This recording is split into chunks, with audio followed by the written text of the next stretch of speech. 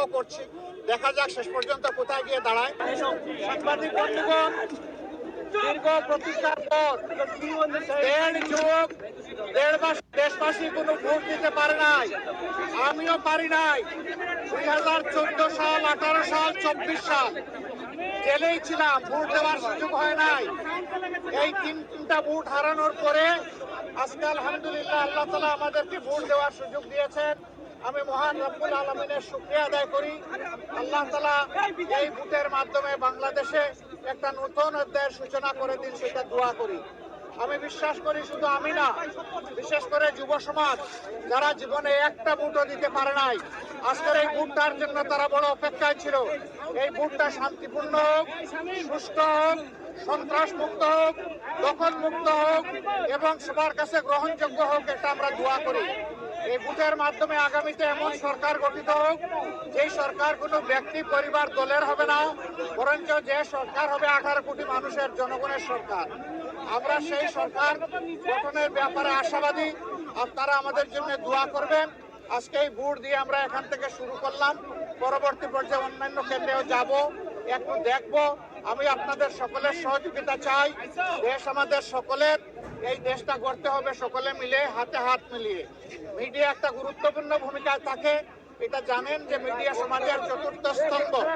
এই চতুর্থ স্তম্ভকে আমরা দেশ গড়ার কাজে আমাদের পাশে চাই। আপনারা আশা করি আমাদের জন্য দোয়া করবেন। আপনাদের ভালোবাসার আমরা অত্যন্ত আকাঙ্ক্ষী, আমরা আকাঙ্ক্ষা করি আপনাদের ভালোবাসা পাবো এবং আগামী দিনগুলোতে ইনশাআল্লাহ আমরা দেশ গড়ার কাজে হাতে হাত মিলিয়ে, কাঁধে কাঁধ মিলিয়ে একসাথেই আমরা চলবো ইনশাআল্লাহ। কোন ধরনের সংখ্যা কি আছে ভোটে এখন পর্যন্ত? কি আমি কেবল আসলাম, এ কেন্দ্রে এসে ভোটটা দিলাম, এখন বাকি কেন্দ্রগুলো দেখবো, সারা দেশের খবর নেব। আমরা ছোটখাটো কোনো বিষয় হলে অবশ্যই এগুলাকে ইগনোর করব, কিন্তু বড় কোনো বিষয় হলে আমরা ছাড় দিব না এবং আমাদের যা করা প্রয়োজন তাই করব। কারণ মানুষের ভোটের অধিকার হারিয়ে যাক, এটা আমরা কোনোভাবেই চাই না। আমরা চাই সুষ্ঠু ভোটের মাধ্যমে রেজাল্ট যেটা হবে, সেইটা ভোট যখন সুষ্ঠু হবে, নিরপেক্ষ হবে, সেই রেজাল্ট আমরাও মানবো, অন্যদেরকে মানতে হবে। এটাই গণতন্ত্রের সৌন্দর্য, আমরা এটা চাই। আপনারা দোয়া করবেন। আজকের ভোটের আবারও সাফল্য কামনা করে সারা দেশবাসী প্রত্যেকটা ভোট শান্তিপূর্ণভাবে, নিরাপদে, নিঃসংকোচিতে যাতে সবাই দিতে পারে, নারী পুরুষ সবাই মিলে।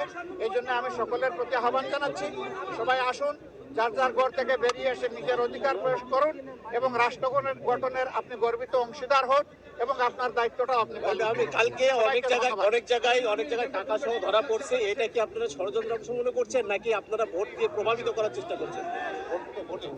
আপনাদের মিডিয়া এক ধরনের নিউজ সবাই পরিবেশন করে না, মিডিয়ার মধ্যেও একই নিউজ ভিন্নভাবে পরিবেশন হচ্ছে।